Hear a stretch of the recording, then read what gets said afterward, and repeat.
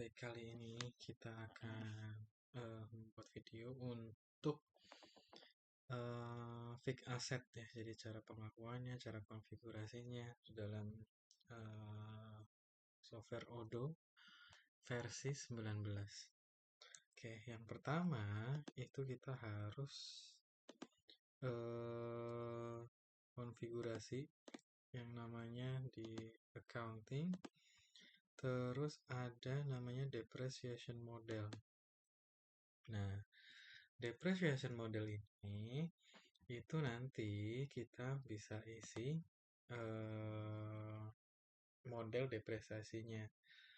Jadi kalau di Indonesia itu kan ada 5 tahun, 20 tahun, 4 tahun ya, berdasarkan tipe-tipe aset tertentu gitu ya. Nah, contohnya kita bisa buat seperti ini. Dengan nama modelnya 5 tahun linear. Metodenya apa? Metode depresiasinya dipilih. Kalau misalkan di Indonesia biasanya kan pakai straight line ya. Terus based on-nya apa? Duration.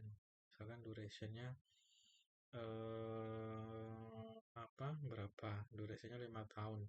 5 dalam tahun. Terus computationnya constant period. Gitu. Nah, terus ada not depreciable ini apa? Jadi misalkan ada yang aset nilainya itu nanti terdepresiasinya nggak sampai 0. Jadi mungkin ada sisanya gitu. Ini juga jarang juga sih di Indonesia. Nah, terus ini jurnalnya dipilih. Jurnal apa nanti depresiasinya. Secara standarnya nanti akan masuk ke miscellaneous. Nah, kalau misalkan mau dipisahin nama jurnalnya, nanti bisa dibuat dulu nama jurnalnya di configuration jurnal. Misalkan nanti ada jurnal depresiasi aset. Nah, seperti itu. Jadi nanti bisa dipilih di jurnalnya di sini gitu untuk depreciation modelnya. Nah, nanti setelah selesai depresiasi modelnya dari yang paling lama sampai ke yang paling cepat gitu ya. Kemudian kita juga perlu setting akunnya seperti itu. Nah, di akun itu kan kita bisa pilih akun fix asset gitu ya.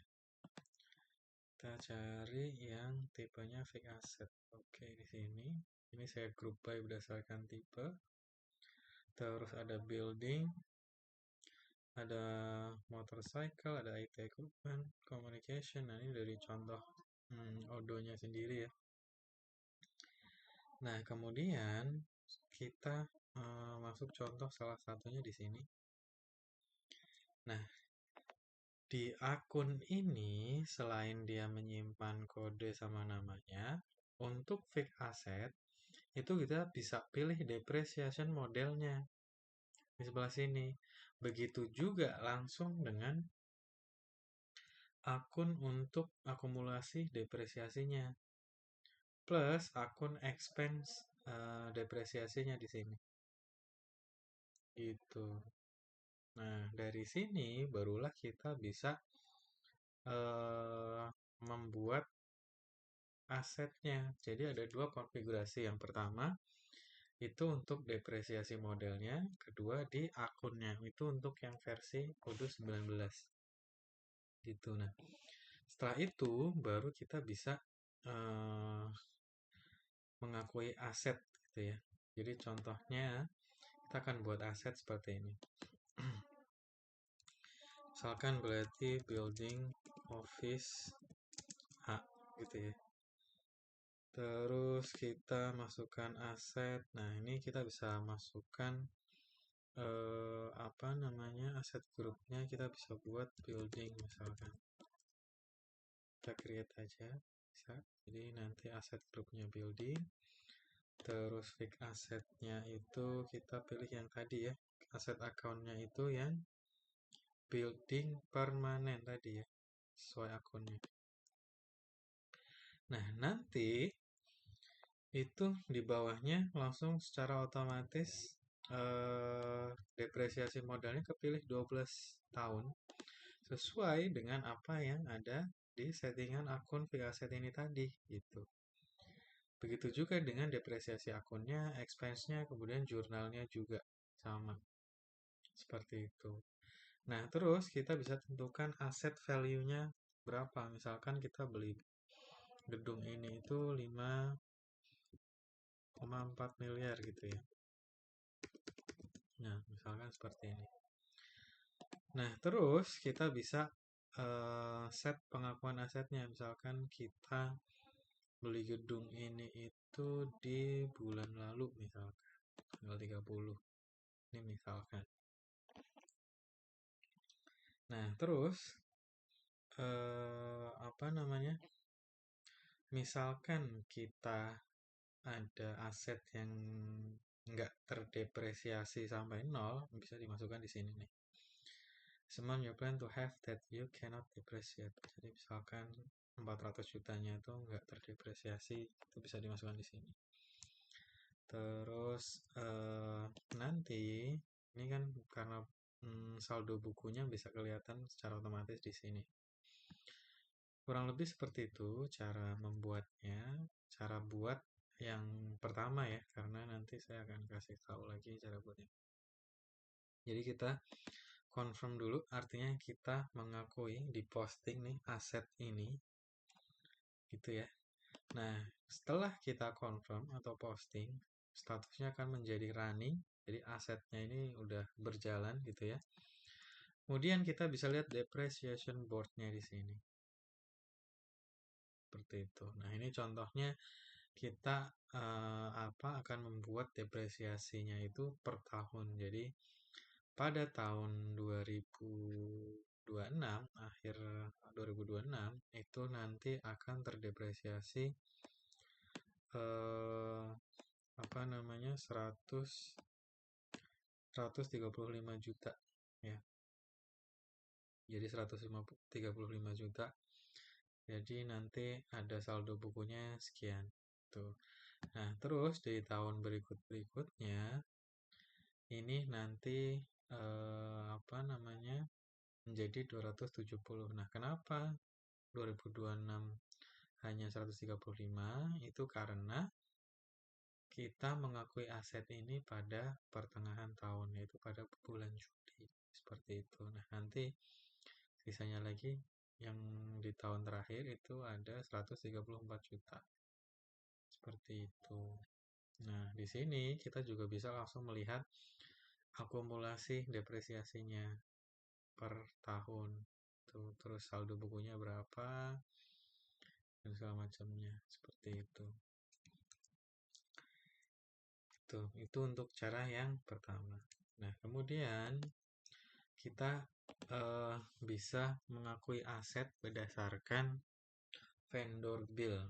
Jadi vendor invoice seperti itu. Nah, contohnya saya akan membuat vendor bill. Kita buat vendor dari mana ya? Contohnya kita beli laptop gitu ya, beli laptop di Apple gitu misalkan, jangan Apple deh, misalkan di Electronic City.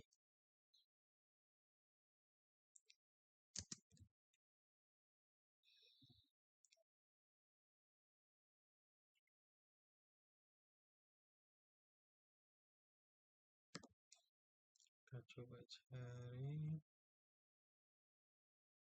Nah, misalkan di sinilah ya. Kita buat vendornya, save, kemudian setelah itu kita bisa add line sini. Terus kita membeli laptop laptop HP misalkan ya, laptop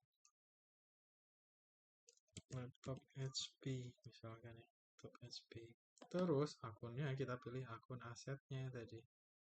Asetnya itu ada komputer kan.